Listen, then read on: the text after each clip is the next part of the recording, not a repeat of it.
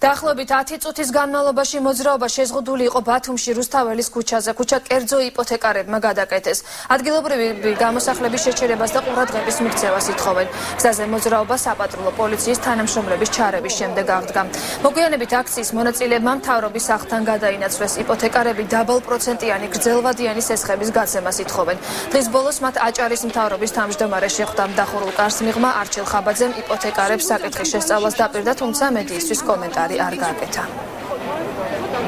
მოვითხოვთ, რომ პირველ რიგში გაჩერდეს ეს აუქციონები, გააჩერონ ეს მევახშეები, რომ სული არ ამოგვაზრონ და ზოგი ქუჩაშია დარჩენილი და ხვალ დღეს გვემუქრება კიდე ეს გამოსახლებები. საკითხი კიდე დამუშავების რეჟიმშია, ალბათ ამ ერთი თვის განმავლობაში ეს საკითხი გადაწყდებოდა, როგორც კი ქორბულეთის თემა უკვე დამუშავებულია, იმ წუთას, როდესაც გადაწყვიტავენ უკვე ამ თემაზე თანხის გადაცემას, შემდეგ დაიწყება ბათუმის სიების განხილვა.